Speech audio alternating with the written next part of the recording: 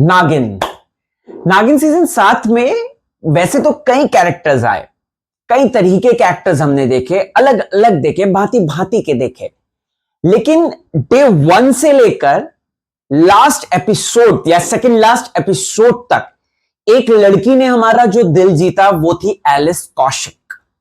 Alice Kaushik की भरनी ने हम सबको एक जीने का मकसद सिखाया।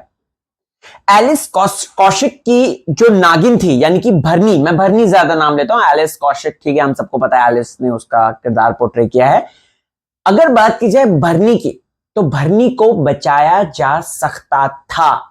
भरनी की इन्होंने जो ग्राफ रीडिंग बनाई उसको एकदम हाई तक पहुंचाया, लेकिन उसके बाद इन लोगों ने जो फट से उसको क्लोजिंग दी है दोस्तों, वो चेंज की जा सकती थी, बदली जा सकती थी।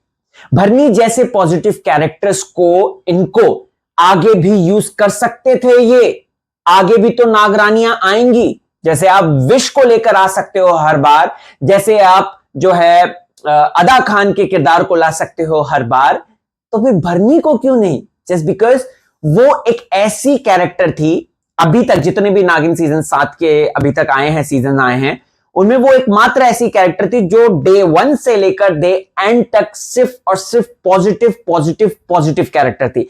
और बीइंग अ पॉजिटिव कैरेक्टर भी उसने हमारा दिल जीता। आप महक देख लीजिए, शी गॉट रोग, ठीक है। आप अदा खान का किरदार देख लीजिए, शी ऑल्सो गॉट रोग।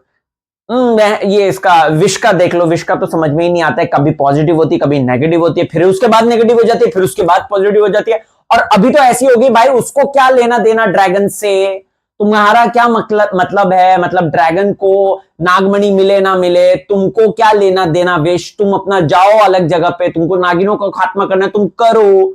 तो भाई यही मैं कहना चाहूंगा, ठीक है मेकर्स की अपनी चॉइस होती है, लेकिन मैं अपनी थ्योरी में, अपने परसेप्शन में, क्योंकि इस शो को मैंने इतने अच्छी तरीके से देखा है, ऑब्जर्व किया है, भरनी के कैरेक्टर को हम एक प्रॉपर एंड दे सकते थे। भरनी के प्रॉपर जो है एंड देने से अच्छा है उसको हम फ्यूचर के लिए जिंदा रख सकते थे। और प्लस यहां पर सच बताऊं तो अनंता एक, मतलब मैं प्रियंका की बात नहीं कर रहा हूं, मैं कैरेक्टर अनंता की बात कर रहा हूं, क्योंकि ऑफ कोर्स कैरेक्टर अनंता जो बनाया है वो मेकर्स ने बनाया है। मतलब सोचिए इतना फुद्दू फिनाले, जहां पे मेकर्स ने क्या किया है कि मेन कैरेक्टर जो है, जो नागिन है, जो सीजन 7 की नागिनों में नागिन है, वो मंदिर के बाहर खड़े होकर पूरा जो है अपना सब देख रही है। मंदिर के अंदर फिल्म का जो, फिल्म नहीं सॉरी, सीरियल का जो एंटेगनिस्ट है वो सारी लाइमलाइट खा रहा है। मतलब इन्होंने कनिका मान को सुप्रीमली अबव बनाने के लिए प्रियंका को, ठीक है, बलि चढ़ाया, पूरी कहानी जो है नागिन के इर्द गिर्द नहीं बल्कि इन्होंने ड्रैगन के इर्द गिर्द सेंट्रिक कर दी। और अब देखिए इन्होंने फिनाले को किस तरीके से, न सिर्फ इन्होंने जो है मेन कैरेक्टर ड्रिवन रखा, बल्कि इन्होंने जो है पूरा एंटेगनिस्ट ड्रिवन रख दिया है, यानी कि राधिका के। खैर उसके बारे में तो मैं अलग से वीडियो जरूर बनाऊंगा, क्योंकि आज का जो हम एपिसोड फिनाले देखेंगे उसके बाद हमें और पता चल जाएगा कि आखिरकार क्या होने वाला है फिनाले में। लेकिन अभी इस वक्त जो मुख्य, जो कह सकते हैं, वो है भरनी का। भरनी के लिए अनंता, मतलब मुझे एक बात जाननी है, अनंता को आंखें खोलनी थी, ठीक है, अनंता ने आर्यमन के लिए आंखें खोली, अपनी बहन के लिए और उसके मंगेतर के लिए तुमने आंखें क्यों नहीं खोली? मंगेतर नहीं सॉरी, हस्बैंड प्रथम, तुमने उसके लिए आंखें क्यों नहीं खोली? और प्लस जब तुम उसका जो क्या नाम है इसका, आर्यमन, जब तुम उसका जहर चूस के उसको दोबारा जिंदा कर सकते हो, तुम भरनी को क्यों नहीं किया तुमने? राइट? तो ये दिमाग में मेरे, जब मैंने देखा, मुझे अनंता एक one of the most selfish person लगी। तुम प्यार में इस कदर गिर गए, तो फिर तुम में और तुम्हारी वो जो क्या है, वो गंदी सी सुशांता, मुझे तो उसका मतलब, उसने इतनी गंदी एक्टिंग करी है, दिव्या ने इतनी गंदी एक्टिंग करी है, मुझे तो नाम ही याद नहीं हो रहा था कि क्या नाम है उसका, सुशांता है क्या है, अब भी जस्ट बात करते करते सुशांता। तुम में और उसमें फर्क ही क्या रह गया? उसने भी अपने प्यार के लिए अपने नागवंश को पूरा जो है दांव पे रख दिया था, स्टेक पे रख दिया था, और उसने भी जो है अपने पूरे नागवंश को जो है उनकी शक्तियों उसके विहीन कर दिया। और अभी भी महारानी वही कर रही है, अभी भी उसके पास जा रही है, एरुल एरुल एरुल करके कर रही है? और तुम्हारा जो है, मैं प्रियंका की बात नहीं कर रहा हूं, प्रियंका एक अच्छी एक्ट्रेस है, बेहतरीन एक्ट्रेस, मैं राइटर्स की बात कर रहा हूं कि राइटर्स क्या चैट जीपीटी से ये लाते हैं स्क्रिप्ट? मतलब मुझे समझ में नहीं आता क्या चैट जीपीटी का इस्तेमाल करते हैं स्क्रिप्ट लिखने के लिए? यहां पर आपने भरनी को एक ऐसा एंडिंग दे दी जो कि हम सब हैरान हो गए। इतना पॉजिटिव, इतना अच्छा कैरेक्टर था। आप भरनी का स्ट्रगल दिखा सकते थे, आप ये दिखा सकते थे भाई मां तो आने ही वाली है, तो आप मां दिखा देते। उस समय लड़ाई में तेजस्वी कूदती, प्रगति कूदती, और वो प्रगति जब कूदती तो वो विष के ऊपर हावी पड़ जाती है, तीनों मिलकर विष को मारते, और कितना अच्छा संग्राम होता वो। But why? और कुछ लोग ये कह रहे हैं कि मैं सोशल मीडिया भी चेक करता हूं, आपको तो पता ही है, लोगों ने भरनी को लिटरली ये कहा है कि she is the best example for the loyalty. मतलब आज तक नागिन सीजन में इस तरीके का कोई लॉयल बंदा नहीं मिला था मेन नागिन के साथ। हमेशा दे गॉट रोग, मतलब वो उसके खिलाफ हो जाते थे। तो भरनी one of the best character थी, वो जिंदा रख सकते थे ये। और प्लस लोगों ने ये भी बात बोली कि आपने शो में इतना इंटरेस्टिंग उसका पैच बनाया, पूरा पाथ बनाया, और आपने उसको फुद्दू एंडिंग दे दी। विश्व से लड़ते लड़ते वो मर गई वहां पर।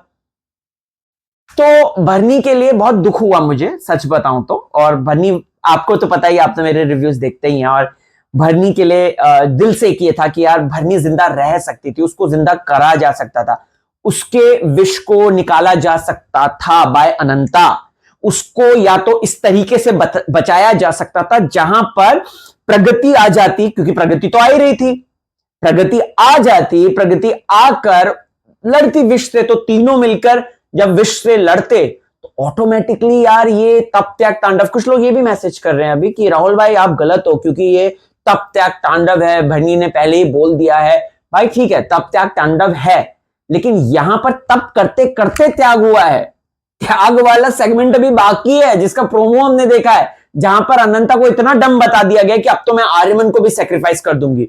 तो भाई जब आर्यमन को सेक्रीफाइस करना था तो पहला तुम जब मणि जीत सकती थी तो तुमने वहां क्यों नहीं किया? मैं अगेन फिर से बोलना चाहता हूं, I am criticising the character, I am criticising the writers, I am criticising the makers of this, कि आप अच्छे खासे शो को जो पीक पे लेके जा रहे थे, नो डाउट विश की एंट्री, वी लव दैट।